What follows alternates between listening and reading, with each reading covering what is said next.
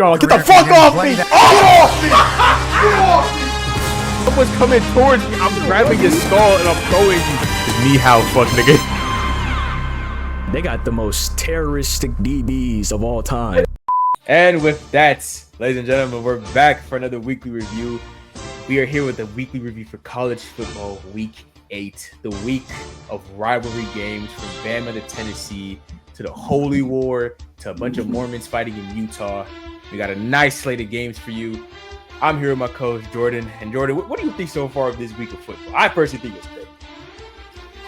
It is an utter tragedy that the University of Louisiana State continues to play like ass. Good games around the board, but let's talk about the games that matter. Woo! And with that, before we even start getting to the games, we have our favorite segment, First Team All Upset. We got some new members to this entire elite squad of teams. Whew! And first off, Miami, my God, y'all might be cooked. I can't even hold you. CARSON, BECK, what the fuck? Texas Tech, as much as I would like to not put y'all in here because y'all said you before you get started. I have one request. Go ahead, say Can you please hit the circus music? Editing view, go ahead, cue the circus music. Texas Tech joins them. Woo! No starting QB, and them boys did not win that game. Memphis. What the actual fuck just happened? Boys, it's going to be a long episode today, man. Jordan, go ahead and take it away for us, bruh. Well, a team that did not make first team all upset, but they sure did make me upset, man. Let's go down to Vandy. You know, the Vanderbilt Soilers decided, why don't we play good football this year, you know? And I was feeling like Jalen Hurts, you know, when I seen them on the schedule. Theoretically, they are next, I guess, you know. I thought, it's Vanderbilt. You know, we're not worried about them. I'm looking forward to Alabama. In hindsight, man, maybe I should look forward to the transfer portal because Brian Kelly, man, you're the imposter, my nigga. You are the imposter among us, and we need to vote this nigga out, man. He's got to go, and he's not the only imposter, man. You know how Among Us works. There are 2 imposters in the game. The other one's name is Gary Nussmeier. He is the imposter. Now, I will say this about the run defense. Diego Pavia didn't have to do jack shit all day with his shoulder. You know, his right shoulder was fine for the entire day because all they had to do was hand the ball off and somebody was creating separation within the D line. You know, somehow every time somebody handed the ball off, it just parted like the Red Sea. You know, all of a sudden, every running back in the backfield turned into Moses. Just started splitting these niggas wide open like melons. It was fucking insane, man, to watch. There's only one thing we can learn from this game. That's, you know, Harold Perkins, you know, congratulations. You're probably going to be a first, second round pick in the NFL. You know, some team needs you. You know, some team with terrible run defense, they're going to need you because you're currently holding this LSU run defense. You're holding it on by a thread. All right. I'm sorry, man. I'm sorry you have to go through that. The secondary, on the other hand, you know, you guys still played a decent game. You know, you're not good at tackling. It's not your job, apparently. Apparently, all you have to do is cover. Sometimes, not all the time. You don't want to get too crazy there. You don't want the secondary to cover all the time. You just want them to maybe cover. You know, Garrett Nussmeier, man. I'm glad that you checked out. I'm glad that you know, instead of just opting out of the bowl game, you opted out of your senior season. Well, speaking of disappointment, man, going down to Michigan, Washington, complete utter disappointment. They were very much this close to getting ranked in the top 25. And Michigan said, you know what? Fuck all that. Y'all niggas ain't getting ranked in the top 25. This game was very much a defensive game. And I'll be honest, this game for the first couple quarters was absolutely terrible for both sides of the football. Michigan, I'm sorry, but y'all need to understand, please use Bryce Underwood's arms. Stop running the fucking football every time. At some point, you will have a repeat of Oklahoma and USC, and y'all will not be able to do anything. For Washington, y'all shot yourselves in the foot. Turnover on turnover on turnover. Completely killed this game for them, because this game was pretty much close up until like the third and fourth quarter. But yeah, Michigan gets the very, very mid-ass win against Washington. Goes on, probably won't be ranked again this season. But hey, man, who knows what the AP has going on at this point in time? That's it. Anyways, going down to Georgia Tech, man. Haynes King single-handedly carried this team to win over Duke, man. The $1 million man, Darian Mensah, did absolutely nothing to stop the train that is Haynes King, man. Now, Mensah, he didn't have a bad game himself. His run defense, his run offense definitely sold him. His defense sold him as a whole. And if I have anything to say about Duke, man, recruit some O-linemen, man. This nigga was sacked a bunch of times, and he was on the run a lot. Not much to say, man. Georgia Tech, good win. They might find themselves a playoff spot. I mean, looking at how the ACC is, everybody's eating each other alive. You might just have to take that spot. Shit, they probably will take that spot. But hey, man, speaking of another team that has no offensive linemen, South Carolina, Oklahoma. And I'm going to say this now. The entirety of the Carolina States need to be fucking burned to the ground because, Jesus Christ, I don't know what happened to South Carolina after playing Vanderbilt, but that entire team needs to end their season right here and now. Lenore Sellers, your offensive linemen are terrorists. I'm just going to say that now. I don't think there was a point in this game I watched where Lenoris was not on the run for his life. All right? Now, South Carolina, your defense, absolutely abysmal. Straight up. Torrey had a field day on you niggas. I mean a field day. John Mateer, OU took some advice and said, let's not abuse our quarterback's right thumb. We're going to just run this ball down y'all's throat. And that's exactly what they did. Oklahoma goes in there and puts belts on South Carolina. South Carolina, this season is cooked. Yeah, it's GG's, bro. You're 3-4 at this point. I don't think you're going to make a bowl game right now. But yeah, man, that's it. Bad day to be a fan of Carolina teams. Wisconsin, once the home of Russell Wilson and Jonathan Taylor, now it's just the home of Carnell Tate and Jeremiah Smith. Yeah, no, Ohio State went to Wisconsin and handed belt, and that's all fun and good. They didn't allow the Wisconsin offense to put up 100 total yards. Damn, your niggas put up 114 total yards as an offense in 4 quarters. That's piss poor, man. But I feel like we're missing the very important conversation we should be having. This entire season's been full of frauds and, the number 2 team losing, the number 3 team, 4 team, everybody out here losing. And Ohio State is still laying belt to ass. And maybe I'm fear-mongering a little bit, but these niggas might cruise to another national championship. And if so, are we witnessing the start of a dynasty? Great question. That's the only question I have, man. These niggas are laying a lot of belt, and a lot of their players are young, man. Jeremiah Smith, niggas think he might enter the draft. What if he just doesn't? What if he stays? Nigga's a sophomore. Nigga's a sophomore. I'm saying, what if he stays for 4 years? Oh, God forbid. But anyway, let's travel down to Athens, Bama's son, Georgia versus Ole Miss. And I'm going to say this now. Both defenses for both teams did not come to this football game because what the fuck was going on. Austin Simmons, your job is cooked. You're not getting that starting job back. Trinidad Chambers was having a field day of that defense because Georgia's defense decided, you know what? We're not going to play defense for the last 3 minutes of the football. Trinidad Chambers, man, dog.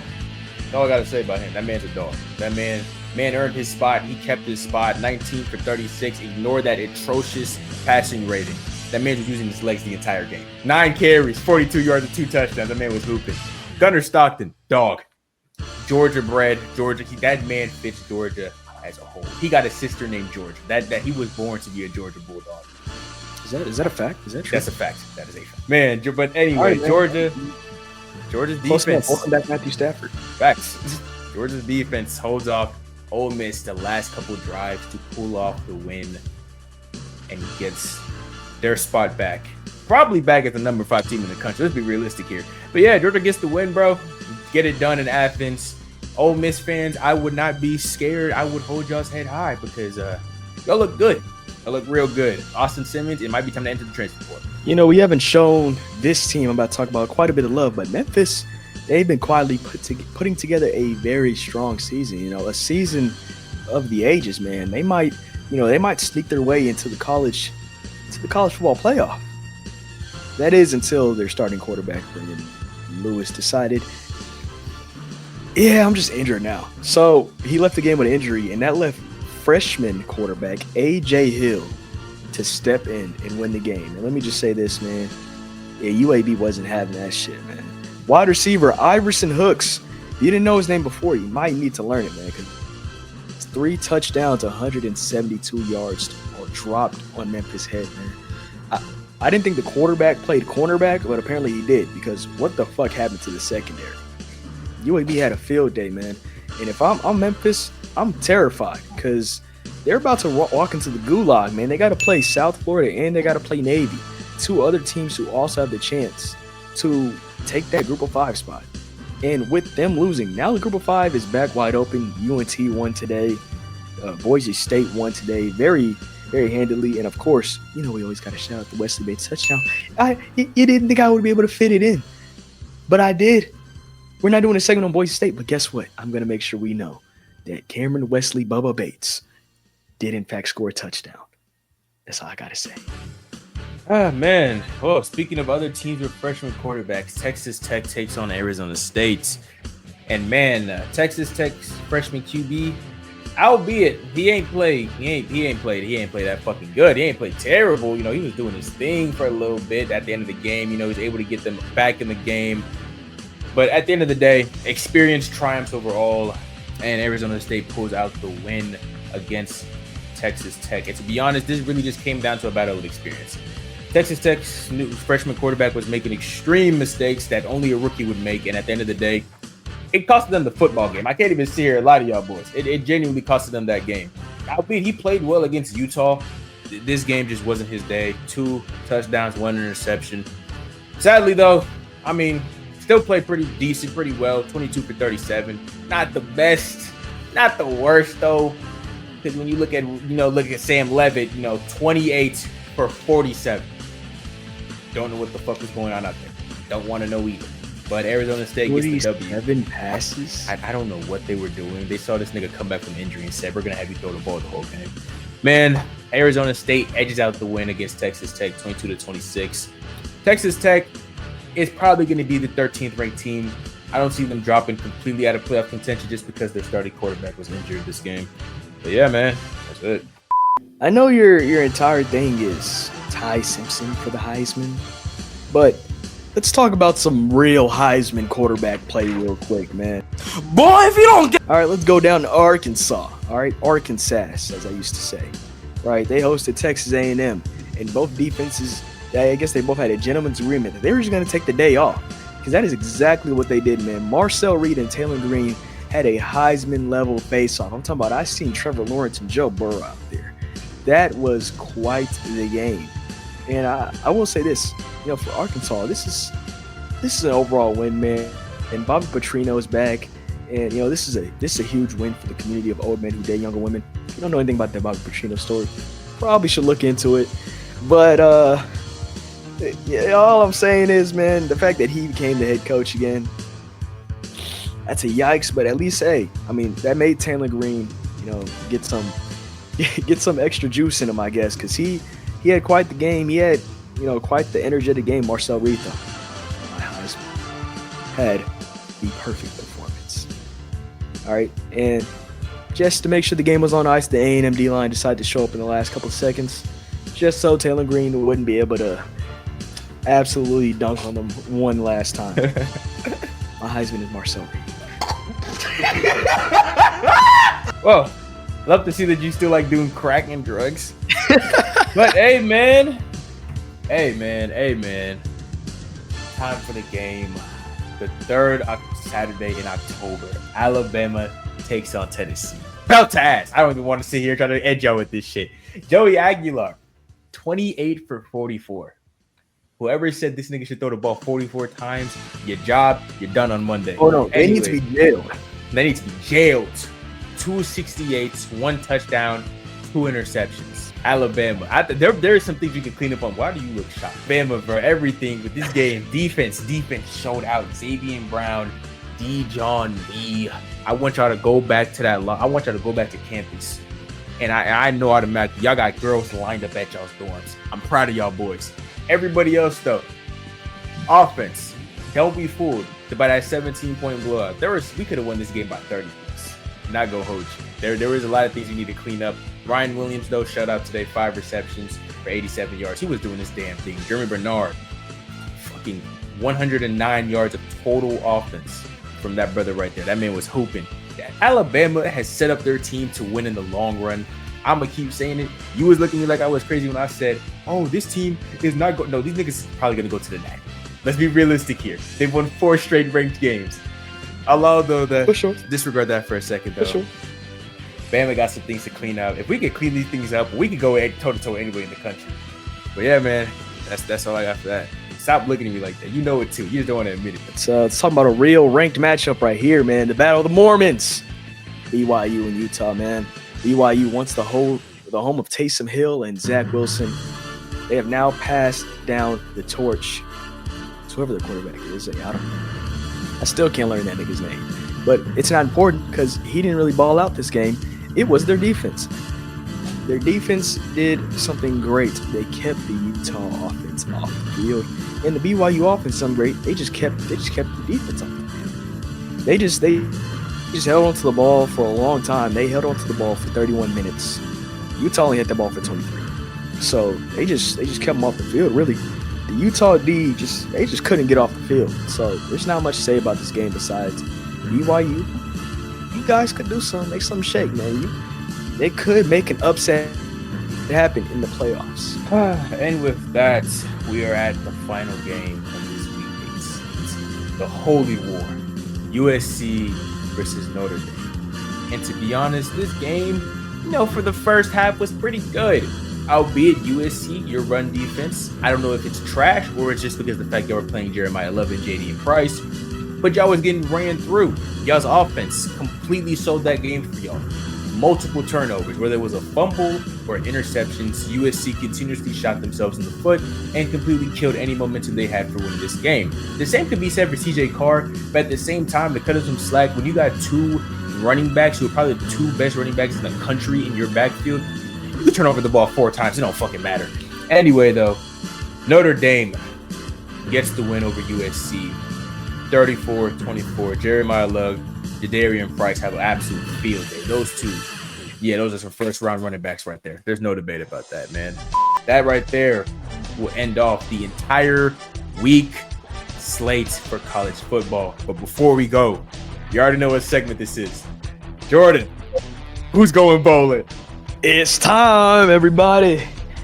Let me just get this out the way. Ole Miss, you're going bowling. Oregon, after that collapse last week, you're now going bowling. Yes, sir. BYU, Oklahoma, you're going bowling. Virginia, Virginia's going bowling. Woo! They pulled out the win last second. Oh, South Florida, you're going bowling. You're going bowling. I just have to look over it twice. I have to make sure. Make sure I look over one last time. Alabama, you're going bowling. Bitch ass niggas at Alabama, you're going bowling. You're going bowling. Tulane, you're going bowling. North Texas, Mean Green, you're going bowling. Oh shit, wait. James Madison, you're going bowling.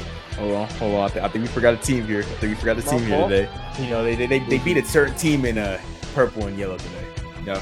Certain team that beat a team in Come on, man.